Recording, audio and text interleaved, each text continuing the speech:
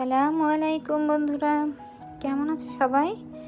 আশা করছি তোমরা সবাই ভালো আছো। আমিও খুব ভালো আছি আলহামদুলিল্লাহ। তো আমি কয়েকদিন পরে তোমাদের জন্য আরেকটা ভিডিও নিয়ে আসলাম। এই কয়েকদিন একটু ব্যস্ত ছিলাম, বাসায় গেস্ট আছে, তো এই জন্য কোনো ভিডিও সেরকমভাবে করা হয়নি। বুঝতেই পারো, বাসায় গেস্ট থাকলে ব্যস্ততা একটু বেশি থাকে। তো এই যে আমি এখন রান্না করছি ইলিশ মাছ। ভাবলাম ইলিশ মাছ রান্না করতে করতে তোমাদের সাথে একটু গল্প করি। ইলিশ মাছগুলো আগে একদিন রান্না করেছিলাম, 2-1 পিস রেখে দিয়েছিলাম মেহমানের জন্য। যদিও অন্য খাবার রান্না করা হয়েছে, বিরিয়ানি রান্না করা হয়েছে, কিন্তু আমার বিরিয়ানি খেতে ভালো লাগছে না। তাই ভাবলাম আলু দিয়ে ইলিশ মাছের ঝোলটুকু করে নেই, ভাত খেতে পারবো।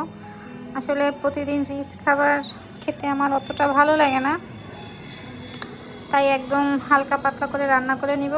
যে তোমাদের সাথে কথা বলতে বলতে দেখো মাছগুলো কড়াইতে দিয়ে দিলাম, ভাজা হয়ে গেছে এক পাশ, আর এক পাশ উল্টে দিচ্ছি। আর মাছগুলো ভাজা হতে হতে আমি আলুগুলোকেও কেটে নিলাম। আমার আলুগুলো কাটা হয়ে গেছে, দেখি আমার মাছগুলো ভাজা হয়ে গেছে। এই তো এখন আমি মাছগুলোকে তুলে নিব। তোমরা কে কে ইলিশ মাছ খেতে পছন্দ করো জানাবে। আমার কাছে কিন্তু ইলিশ মাছের মাথা খেতে অনেক ভালো লাগে। অনেকে হয়তো তোমরা খাও না, কিন্তু আমার কাছে ইলিশ মাছের মাথা খেতে খুবই ভালো লাগে। অনেকে কাটার ভয় পায়, কিন্তু আমি কিন্তু খেতে পারি আলহামদুলিল্লাহ। তো এই যে মাছগুলো সব তুলে নিলাম। তুলে নেওয়ার পরে যে তেলটা কড়াইতে ছিল সেটা যথেষ্ট।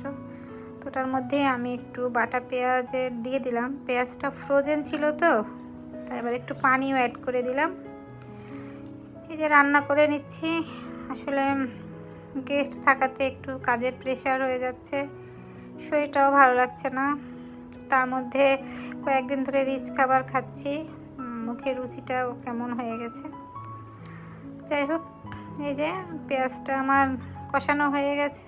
এখন আমি একটু লবণ, একটু হলুদ, একটু মরিচ দিয়ে মশলাটা ভালোভাবে কষিয়ে নিয়েছি, যেন তেলটা ছেড়ে আসে আর পেঁয়াজের যেন কাঁচা গন্ধটা না থাকে একদমই। যখন পেঁয়াজটা কষানো হয়ে গেছে, যে আলুগুলো দিয়ে আমি এখন ভালোভাবে কষাবো। এই যে আমার রান্নার ধোয়ার কারণে ক্যামেরাটা গোলা হয়ে যাচ্ছিল, তো যাই হোক আমি একটু সরিয়ে নিলাম ক্যামেরাটা।